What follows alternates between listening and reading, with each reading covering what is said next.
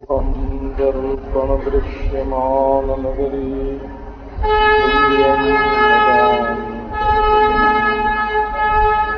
पश्यन्नात्मनि मायया बहिर्गोचरो यथा नत्रया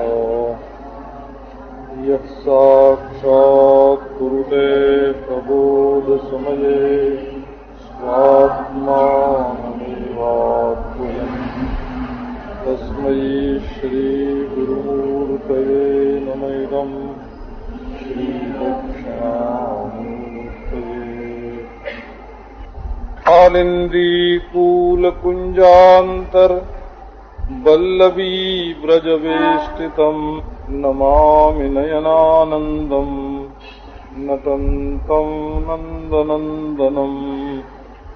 चेतस्चिन्तय चिन्मयभासम् नूतन जलधर रुचिर विकासम् पीतवसनधर सुंदर नटवर मधुर विकस्वर सुललितहासम्।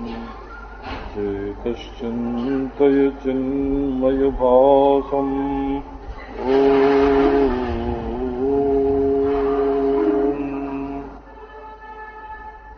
ये चल रहा है कि भगवान का ध्यान कैसे करना चाहिए। भगवान का ध्यान करने का मन तो किसी किसी का ही होता है। जिसका मन दोष से दूषित है, हमारे काम की बात सोचने में, कामना पूर्ति की बात सोचने में जिसको दुख नहीं मालूम पड़ता, मन में क्रोध भरा रहे और दुख नहीं मालूम पड़ता, ऐसे ऐसे लोग होते हैं कि उनके दिल में गुस्सा रहता है, जलन भी होती है, छटपटाते भी रहते हैं, परंतु ये समझ में नहीं आता कि ये गुस्सा करने से हमको तकलीफ हो रही है। कम से कम इतना तो समझ में आना चाहिए ना कि हमने अपने मन में क्रोध पाल लिया, इसलिए हमको दुख हो रहा है। दुख का निमित्त बाहर नहीं होता, जहां दुख होता है वहीं दुख की वजह भी होती है। जैसे जहां गर्मी लगेगी वहीं आग होगी, जहां घड़ा होगा वहीं मिट्टी होगी, जहां कपड़ा होगा वहीं सूत होगा। तो इसी तरह से जहां तकलीफ होती है, जहां दुख होता है, दुख का कारण भी वहीं रहता है। जो लोग विचार नहीं करते हैं वो समझते हैं कि दुख देने वाला तो हमारा दुश्मन है, तो लाठी लेके दौड़ते हैं, इसको मारेंगे। कोई भोला भाला गांव का आदमी था, उससे किसी ने कह दिया कि कौवा तुम्हारा कान ले गया, और वो डंडा लेकर के दौड़ा कि हम तो कौवे को मारेंगे। तो वो जो कौवे के पीछे डंडा लेके दौड़ना था वो नासमझी से था, कोई समझदारी से थोड़ी था। उसका कान तो जहां का तहां था। आप लोग तो शहर के रहने वाले हैं, बड़ी शिष्टाचार की बात जानते हैं। गांव में एक बड़ा मजा करते हैं लोग। हम बहुत छोटे से छोटे लोगों से भी हमारा संपर्क है और बड़े से बड़े लोगों से भी। अगर गांव के लोग सोचते हैं कि औरत अमुक आदमी को गाली दे, तो झूठे जाके उससे कह देते हैं कि तुम्हारे बारे में वो आदमी ऐसे ऐसे बोल रहा था। तो बोलती है कि कहाँ है मुंह जला, जरा बुलाओ तो उसको, आग लगा दें उसके मुंह में। तुम हमारे बारे में ऐसे बोलते हो।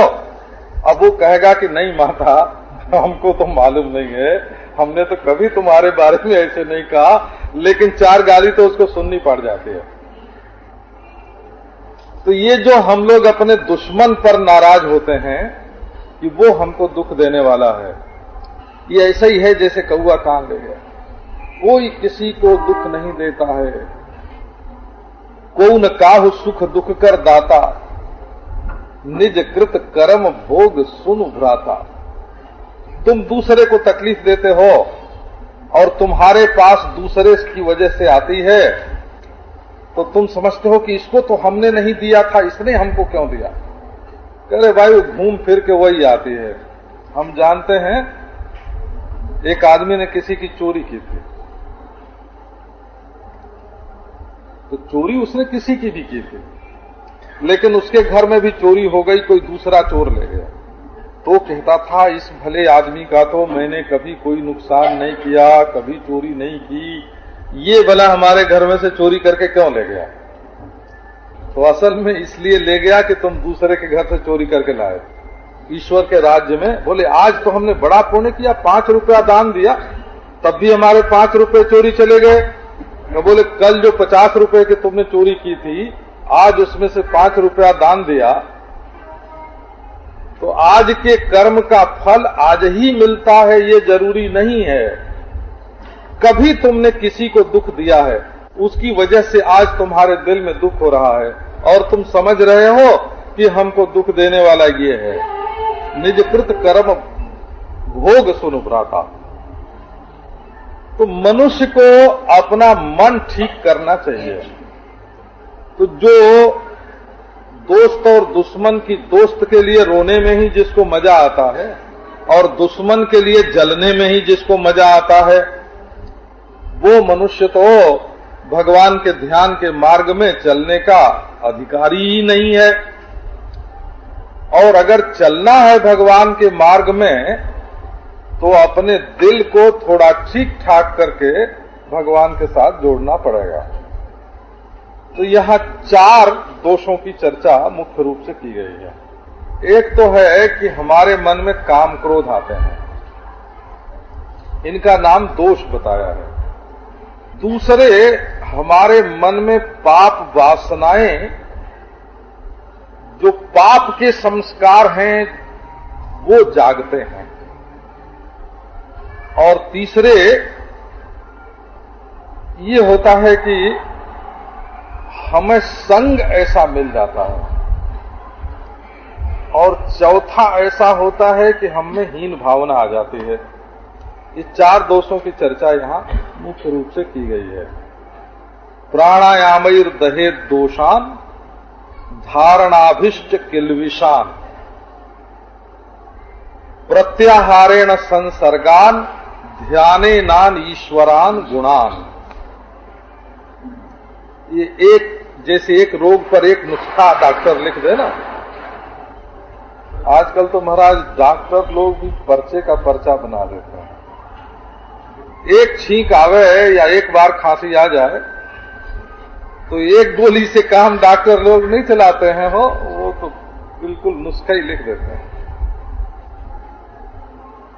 हमको कल किसी कर्मचारी ने बताया, कल बताया शायद, जिस विभाग में वो काम करता है, सरकारी कर्मचारी है वो, तो जिस विभाग में वो काम करता है उसमें दवा दारू का बंदोबस्त सरकार की ओर से होता है धन। तो उसके बच्चे की शिक्षा और उसकी दवा दोनों सरकार देती है। तो वो डॉक्टर से लिखवाते हैं कि इनको ये रोग हुआ है, इस पर ये दवा, नुस्खा लिखवा लेते हैं, और खूब कीमती दवा डॉक्टर उस पर लिख देता है। 100 रुपए की दवा डॉक्टर ने लिख दी तो 20 रुपया तो लेता है डॉक्टर, और 10 रुपया लेता है दवा बेचने वाला, और 100 रुपए का बिल सरकार से वसूल कर लेता है।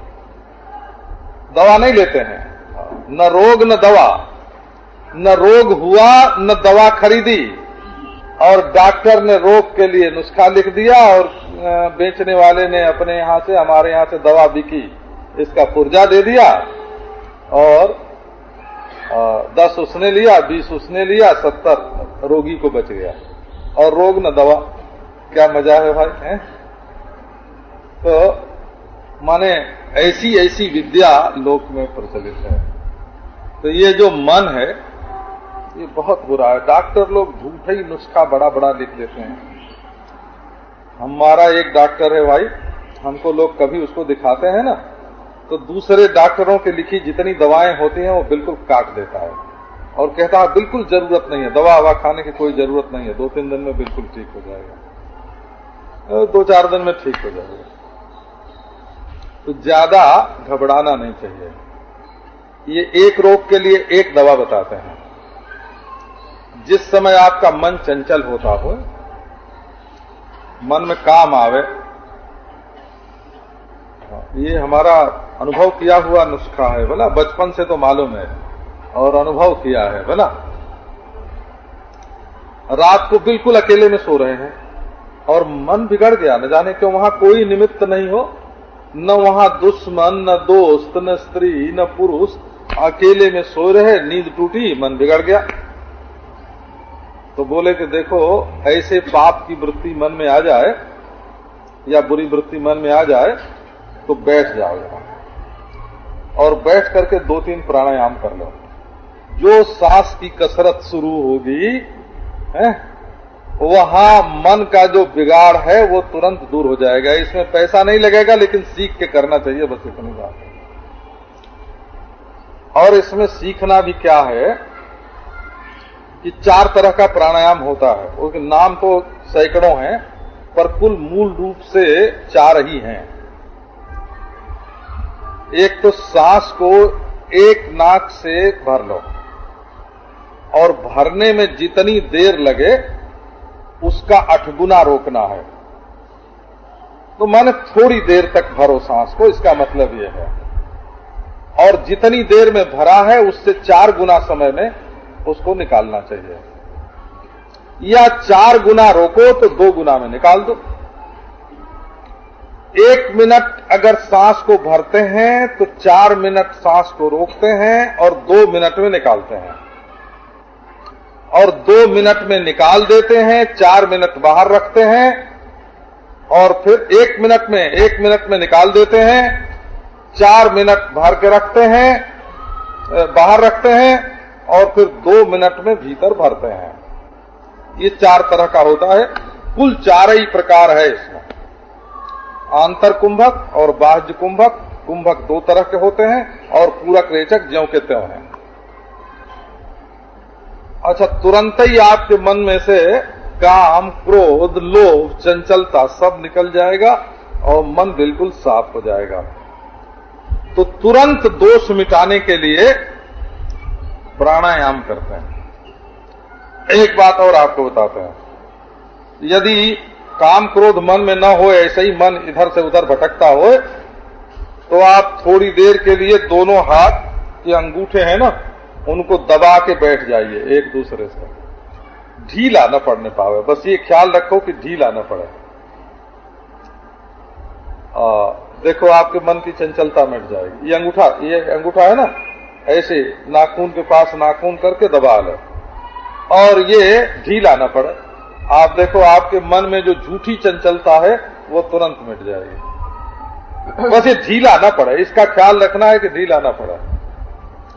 अच्छा, आपकी आंख जो है खुली रखो चाहे बंद रखो, आंख की पुतली स्थिर हो जाए, जोर नहीं लगाना, आपका मन स्थिर हो जाएगा।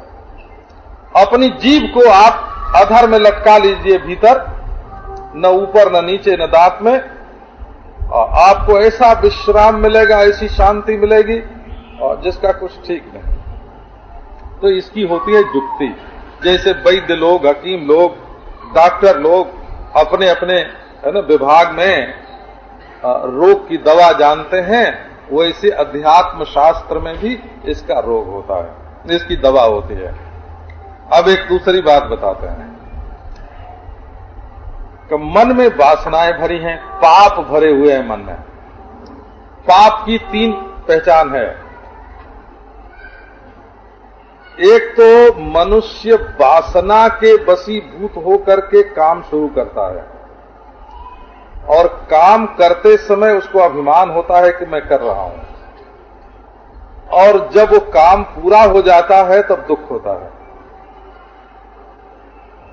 ये मत समझना कि जो लोग दुखी होते हैं तो समझते हैं कि कोई मैं पाप थोड़ी कर रहा हूं। रोते फिरते हैं ना, रोते फिरते हैं, चिल्लाते फिरते हैं, अपनी दीनता प्रकट करते फिरते हैं, तो समझते हैं कि मैं कोई पाप थोड़ी कर रहा हूं। पाप नहीं कर रहे हैं, अपना पाप जाहिर कर रहे हैं। अगर उन्होंने पहले पाप किया न होता तो अब रोने की बारी ही क्यों आती। तो ये रोना जो है ये पाप का दुखी होना। जो लोग नकली रोते हैं महाराज उनके लिए नहीं, आप साड़ी लेने के लिए रो लेना घर में भला, हाँ उसको हम मना नहीं करते हैं, लेकिन दुखी होना जो है ये पापी का लक्षण है। वासना भी पाप से निकलती है, दुख भी पाप से निकलता है और अभिमान भी पाप से निकलता है।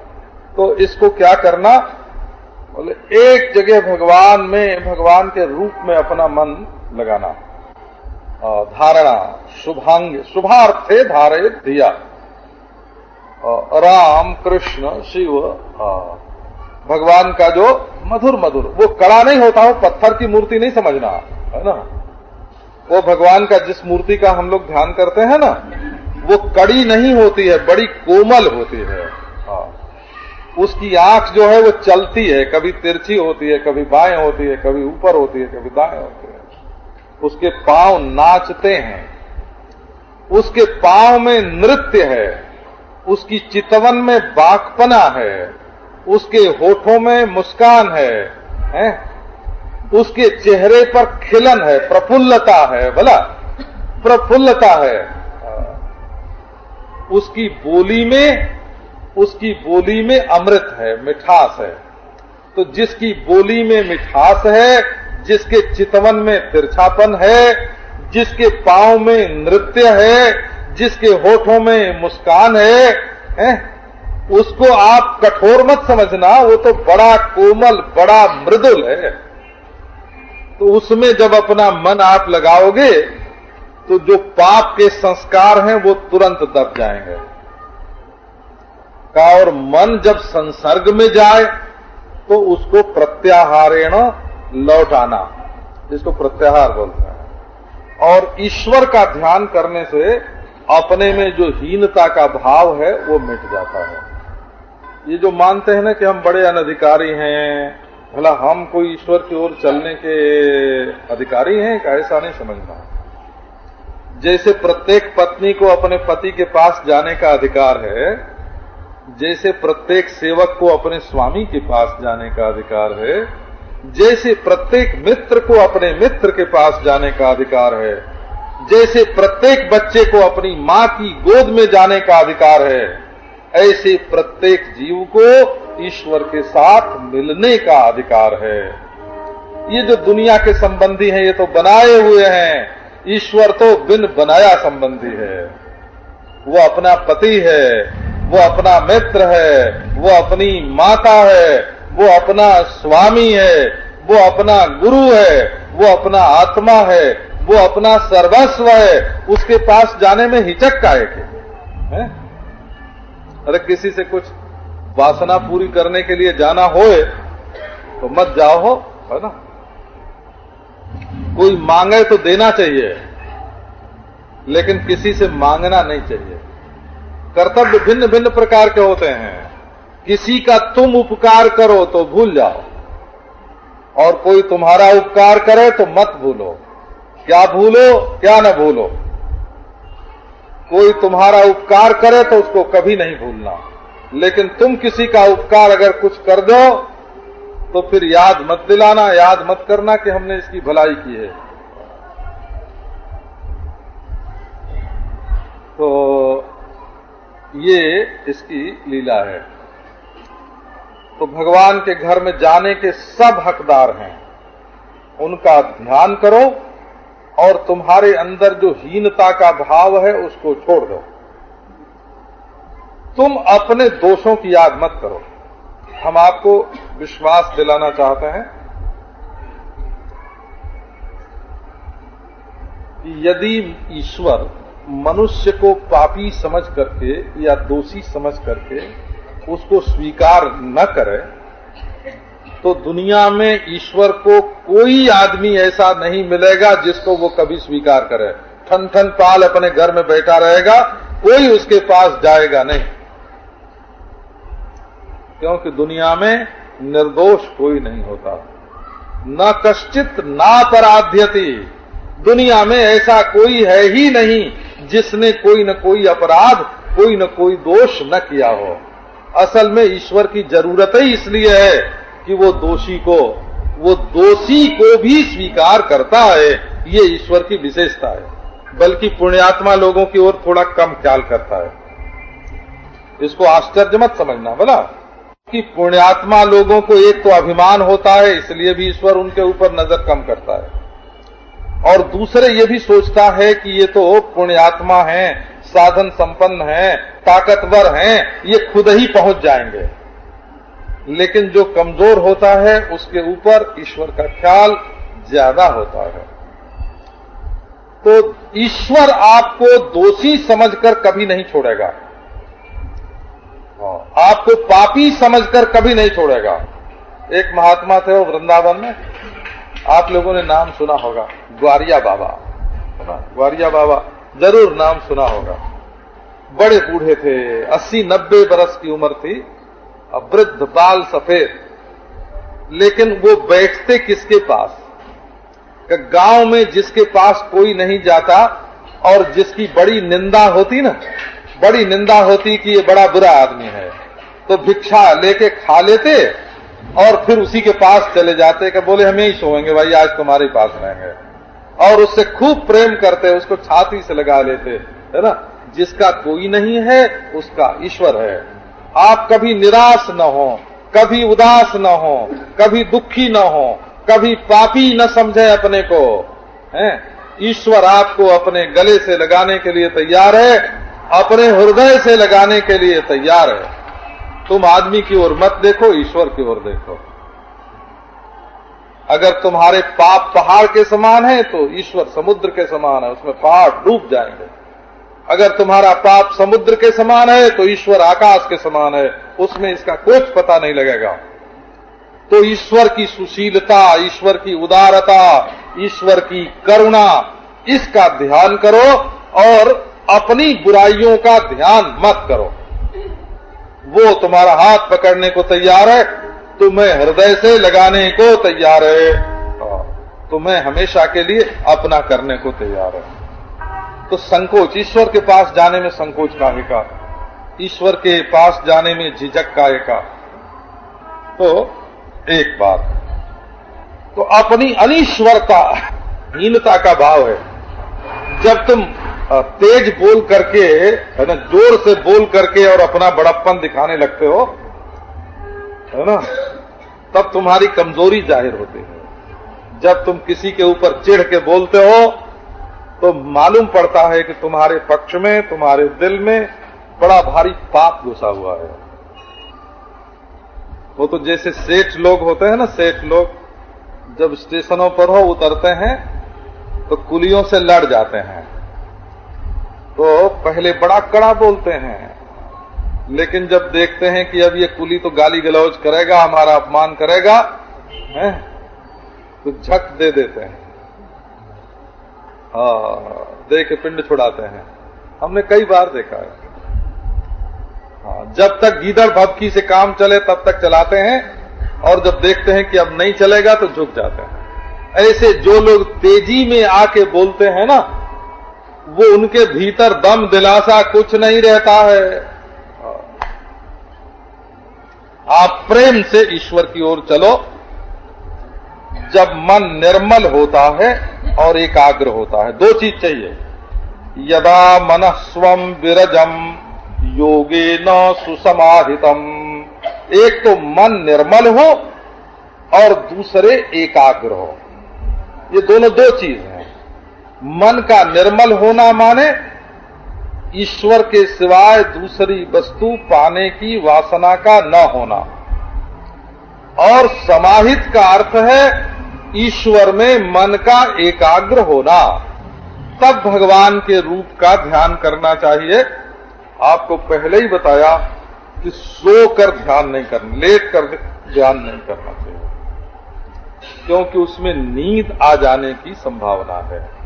और चलते हुए भी ध्यान नहीं करना चाहिए, और खड़े खड़े भी ध्यान करने में मन कहीं लग गया तो शरीर गिर जाएगा, इसलिए बैठ के ध्यान करना चाहिए। बैठ के ध्यान करने में यदि स्थान पवित्र हो, वस्त्र पवित्र हो, है ना। तो शरीर में जोर न पड़े ऐसे ढंग से, सीधे तनाव नहीं हो ऐसे ढंग से बैठना चाहिए और टेढ़ा नहीं करना चाहिए। कई लोग ध्यान करते हैं तो ऊपर को मुंह कर देते हैं, हो तो तनाव आ जाता है कि नहीं शरीर में। तो ऐसा तनाव नहीं, ऊपर को मुंह नहीं करना, है ना। कई लोग नीचे को लटका देते हैं, तो नीचे को नहीं लटकाना चाहिए, न ऊपर को करना चाहिए, सीधे रखना चाहिए अपने आप को सीधा। असल में ईश्वर टेढ़े आदमी को मिलता ही नहीं है, वो सरल और सीधे आदमी को मिलता है।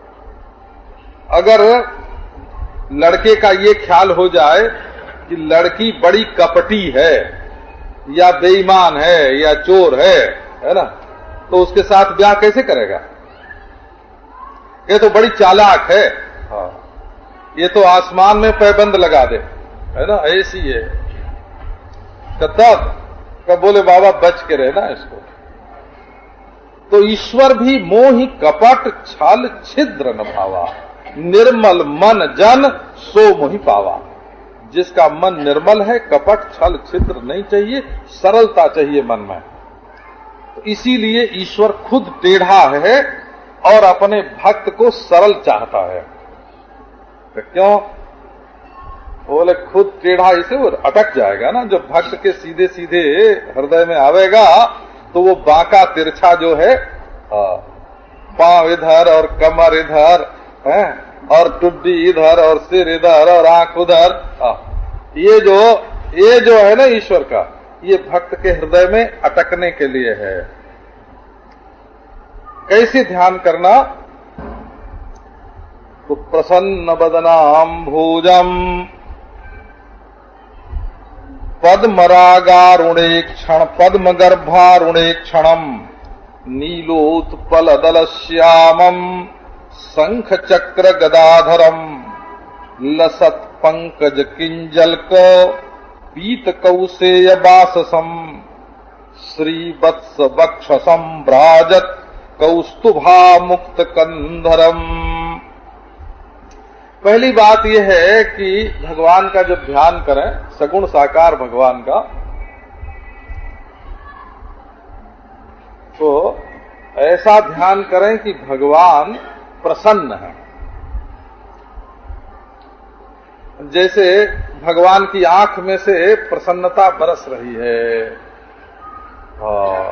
भौहें ऐसे उड़ रही हैं बीच बीच में, हैं, और जैसे इशारा ही कर रहे हैं कि हमारी तरफ आ जाओ, मुस्कुरा रहे हैं, कपोलों पर लाली छा रही है, लाली, बड़ा प्रेम है।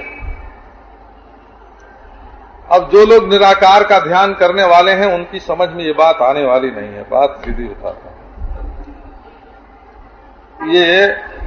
ये श्रद्धा भक्ति की वस्तु है और तत्काल आनंद की चीज है।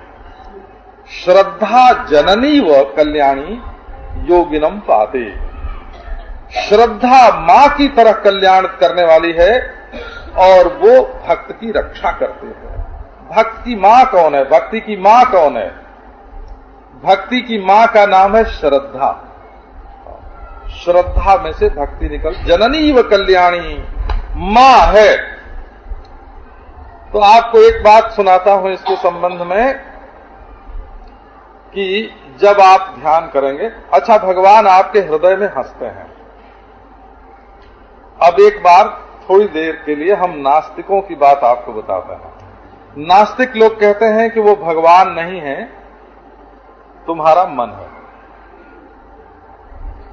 आपको बहुत जल्दी ये बात समझ में आ जाएगी क्योंकि बड़ी आसान है। भगवान है ये समझना मुश्किल है, पर मन है ये समझना आसान है।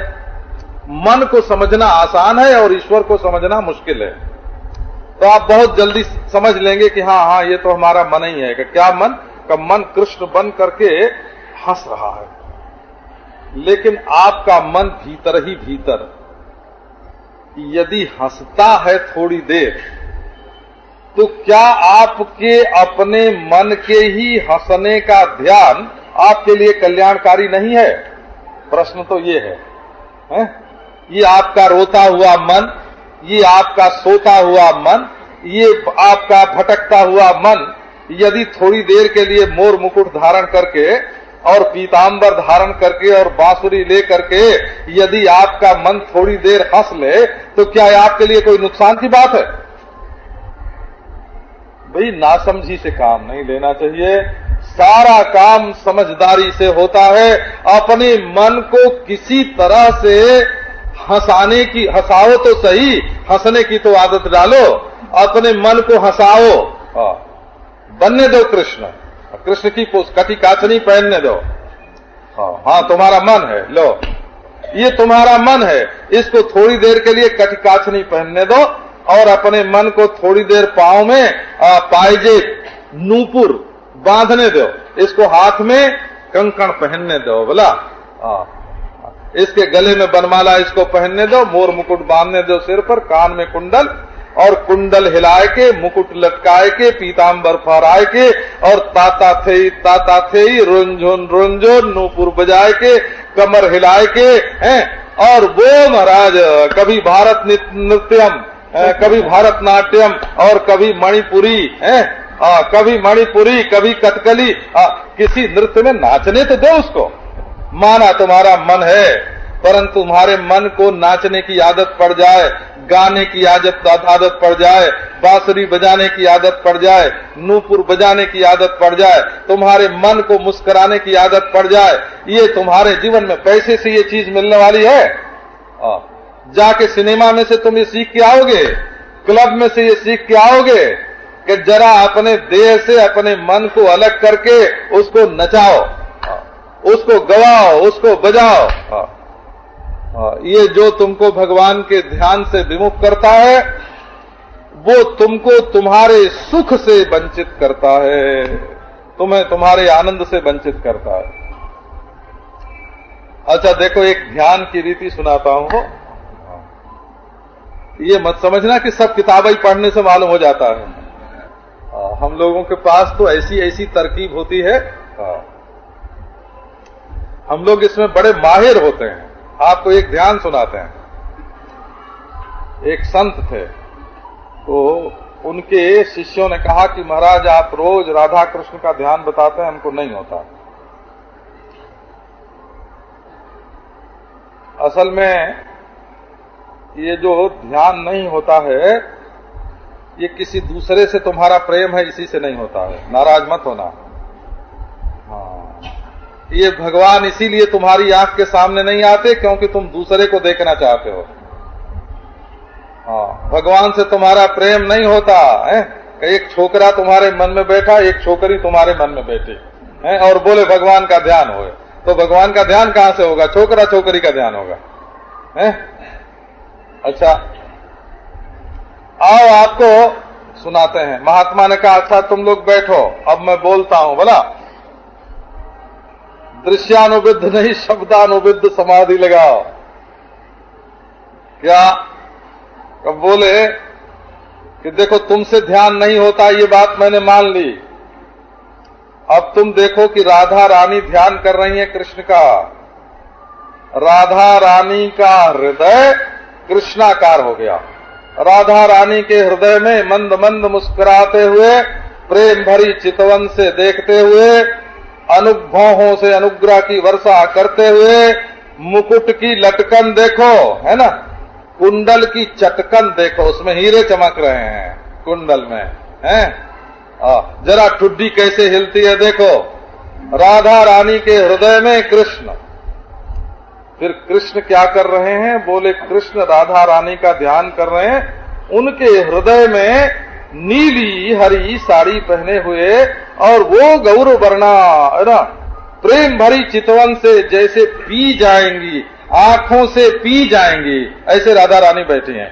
आंखों से पी जाएंगी, मुंह जीभ से चाट लेंगी, ऐसी बैठी हैं। छाती से दबा लेंगी, है ना, और पीस के एक हो जाएंगे। इतने जोर से दबा रही हैं गाढ़ा लिंगन में कृष्ण को कि जैसे दो नहीं रहना चाहती हैं। बोले अच्छा कृष्ण के हृदय में राधा। अच्छा फिर उस राधा के हृदय में कृष्ण, फिर उस कृष्ण के हृदय में राधा, फिर उस राधा के हृदय में कृष्ण, फिर उस कृष्ण के हृदय में राधा कोई 100 पीढ़ी तक चलो तो बाबू, 100 नहीं 10, 12, 15 है ना, पीढ़ी तक चलने के बाद समाधि लग जाएगी। दुनिया भूल जाएगी, समय भूल जाएगा, किस जगह बैठे स्थान भूल जाएगा, समय भूल जाएगा, और मैं कौन हूं ये भूल जाएगा, और दुनिया भूल जाएगी। आपकी अंतरात्मा भगवान की अंतरात्मा से एक हो जाएगी। आप ध्यान नहीं कर सकते तो क्या हुआ? जरा राधा रानी को ध्यान कराओ। तो एक महात्मा थे वो, उनके पास मैंने सुना था कि वो लोगों को ध्यान करा देते, तो मैंने कहा हमको भी ध्यान कराओ। बचपन की बात, बचपन की तो नहीं, कुछ थोड़ा तो बचपन ही था। अब ये काम तो बचपन का ही था, तो वो उसको और क्या करें। मैंने कहा हमको ध्यान कराओ। बोले बैठो। तो मैं बैठ गया, और वो महाराज ऐसा वर्णन किया उन्होंने परम तत्व का कि हमारा तो हाथ ही न उठे, सिर ही न उठे, पांव ही न उठे। हाँ, 1.5 घंटे तक बिल्कुल जैसे कोई लकड़ी का खंबा हो, हाँ, ऐसा शरीर हो गया। ये आपको सुनाते हैं कि ये सब बात जो है वो कल्पना की नहीं है। भगवान का ध्यान लगता है, भगवान से प्रेम होता है, भगवान अपने हाथ से खिला देते हैं, भगवान आंख के सामने आके दर्शन देते हैं। कोई कहे कि ये मन है, कल्पना है, आप बिल्कुल मत डरो, है ना, उसकी बात में मत आओ। यदि आपका मन इतना बलवान हो गया कि वो मूर्तिमान होकर भगवान बन करके आपके सामने आ सकता है, तो हम कहते हैं कि सचमुच आपको वेदांतार्थ का साक्षात्कार हो गया। क्यों हो गया? तो फिर तो आप दुनिया बना सकते हैं, फिर तो आपका मन संसार की रचना कर सकता है। आप देख लेंगे कि आपका मन इतना शक्तिशाली है, इसका प्रत्यक्ष अपरोक्ष हो जाएगा। वेदांत का अर्थ आपके जीवन में आ जाएगा। तो भगवान कैसे? पहली बात ये कही कि प्रसन्न भगवान का प्रसाद सुमुखा, तुम्हारे ऊपर कृपा करने के लिए भगवान गोवर्धन की तलहटी में एक और जमुना जी बहती हैं, एक और गिरिराज है, एक और पत्थर की चट्टान पर भगवान खड़े होकर के, है ना, और तुम्हारी ओर देख रहे हैं और दोनों हाथ फैलाते हैं, आओ मेरे प्यारे, आओ आओ मेरे वक्षस्थल से लग जाओ। वो भृत्यानुग्रह कातरम तुम्हारे ऊपर कृपा करने के लिए व्याकुल हो रहे हैं, जुग जुग से तुम्हारी इंतजार कर रहे हैं, प्रतीक्षा कर रहे हैं। आओ आओ मेरे प्यारे भक्त, आओ मेरे हृदय में समा जाओ। कभी कभी वो अपने भक्तों की याद करके रोते हैं, उनकी आंख से आंसू गिरते हैं कि ये हमारा प्यारा भक्त आवे, हमारे हृदय से लग जाए, हमारा अपना हो जाए। तो भृत्यानुग्रह प्रसाद सुमुखम, प्रसन्न है तुम्हारे ऊपर, तुमसे नाराज नहीं है, तुमको अपनाना चाहते हैं और तुम्हारे ऊपर कृपा करने के लिए व्याकुल हैं। देखो ना, उनके अनुराग की एक पहचान बताता हूं। क्या अनुराग की पहचान है? कि उनकी जो आंखें हैं ना, आंखें बीच में तो श्यामता है, कालिमा है, चारों ओर सफेदी है ना, सफेदी, लेकिन पूरी सफेदी नहीं है, उसमें लाल लाल रश्मियां हैं, रत्नारी हैं आंखें। तो लाल लाल डोरी, जरा ध्यान करो कि भगवान की बड़ी बड़ी आंखें और आंखों में बीच में काली काली पुतली और सफेद आंखें और उनमें रत्नारी डोरियां हो, डोरियां, रश्मियां, रेसे, लाल लाल रेसे। वो लाल लाल रेसे क्या हैं? कि वो अनुराग का रंग है, ना, गुलाबी आंखें हैं, बोला गुलाबी आंखें हैं। आजकल के लोग बाबा गुलाबी नहीं समझते हैं तो उनको शराबी कहना पड़ता है। शराबी आंखें हैं, बोला हाँ, मतवाली शराबी आंखें हैं। कई इसका ध्यान करना पड़ता है। पद्म गर्भारुणे क्षणम अमी हल मद भरे, जिसकी ओर देखते हैं उस पर मानो अमृत की वर्षा हो जाती है। वो लालिमा जिसके ऊपर पड़ती है वो जैसे शराब के नशे में चूर हो जाता है। हमने ध्यान का मजा देखा है, वो ध्यान का आनंद देखा है। तो ये सगुण साकार का ध्यान कोई बच्चों का खेल नहीं है। पापी लोगों का इस पर विश्वास नहीं होता, उनको जीवन में कोई आलंबन नहीं मिलता, है ना। वो ऐसे शून्य की चर्चा करके, सातवें आसमान की चर्चा करके अपनी जिंदगी को रूखी बना लेते हैं। तो सातवें आसमान की, शून्य की चर्चा मत करो। तुम्हारे हृदय में जो प्रेम की वृत्ति है वो इस प्रभु में जोड़ो। अपने जीवन को रुक्ष मत बनाओ, रुक्ष मत बनाओ। हिय में रह रहे हो, हिय में रहो नाहिन ठौर, नंद नंदन अछत कैसे आनिए उरे। और उद्धव ने गोपियों से कहा कि तुम लोग ईश्वर की आराधना करो तो कृष्ण मिलेंगे।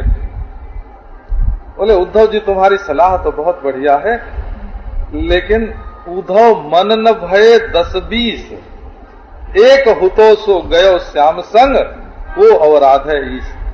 मन तो एक ही होता है। वो सावरे सलोने ब्रजराज कुमार के साथ चला गया, उनके पीतांबर में बंध गया, उनके कुंडल में लटक गया है। वो तो उनकी अलकों में भटक गया है। अब हम वो आराध है। जब मन ही नहीं अपने पास तो ईश्वर की आराधना कौन करे। तो अपने मन को भगवान में लगाना। नीलोत्पल दल श्यामम, कैसे हैं भगवान? बोल नीलोत्पल दल श्यामम, नीले नीले कमल की पंखड़ियां जैसे कोमल होती हैं, रसीली, ऐसा उनका सांवरा शरीर है। नारायण, भागवत में वर्णन आया है कि जिस समय भगवान श्री कृष्ण कालीदह में कूद पड़े ना, कालीदह में, तो नागिने तो देखते ही मुग्ध हो गए। उन्होंने कहा कि अरे वो सुकुमार, वो श्याम सुंदर, निसर्ग सुंदर, स्वभाव से बनावटी सुंदरता नहीं, निसर्ग सौंदर्य, निसर्ग सुंदर, चिरात चेतो निमग्नम त्वयि। हे निसर्ग सुंदर, हे स्वभाव सुंदर, हे चिर सुकुमार, हमारा मन तो तुम्हारे अंदर डूब गया, लेकिन कृपा करो हमारे ऊपर, आप जल्दी से यहां से भाग जाओ। क्यों? कि ये काली नाग सो रहा है, ये उठेगा और देखेगा तो तुम्हारे ऊपर आक्रमण कर रहा है। बोले कि तुम्हारे हृदय में हमसे स्नेह है, प्रेम है, इसके लिए हम तुम्हारे ऋणी हैं, लेकिन हम तो तुम्हारे पतिदेव से ही मिलने के लिए आए हैं।